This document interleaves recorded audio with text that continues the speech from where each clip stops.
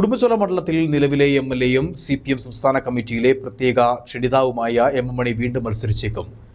2 time വ്യവസ്ഥയിൽ മണിക്ക് ഇളവ് നൽകണമെന്ന് CPM ജില്ലാ നേതൃത്വം സംസ്ഥാന നേതൃത്വത്തെ അറിയിക്കുമെന്നാണ് വിവരം. പാർട്ടി സമ്മതമൊഴിയാൽ മണി 4ാം തവണയും ജനവിധി തേടും. 1996, 2016, 2021 തെരഞ്ഞെടുപ്പുകളിൽ ഉടുമ്പൻചോലയിൽ മത്സരിച്ച മണി 2 തവണ വിജയിച്ചിരുന്നു.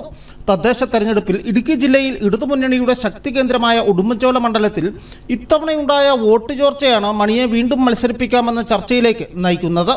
മുമ്പ് മണ്ഡലത്തിലെ ഭൂരിപക്ഷം പഞ്ചായത്തുകളിലും LDF ആയിരുന്നു ഭരിച്ചിരുന്നതെങ്കിൽ മണ്ഡലത്തിലെ ആകെ 10 പഞ്ചായത്തുകളിൽ UDFും LDFും ഇപ്പോൾ 5 വീതം ഇടങ്ങളിലാണ് ഭരിക്കുന്നത്.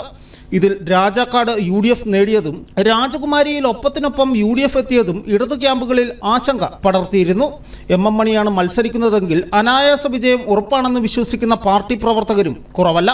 കഴിഞ്ഞ 10 വർഷം മണ്ഡലത്തിൽ നടപ്പാക്കിയ വികസന പ്രവർത്തനങ്ങളിലൂന്നിയാവും LDF പ്രചരണം. എന്താണെങ്കിലും പാർട്ടി സമ്മതിച്ചാൽ MM മണി ഇത്തവണയും ഉടുമ്പൻചോലയിൽ ജനവിധി തേടും. News bureau, Udumbanchola.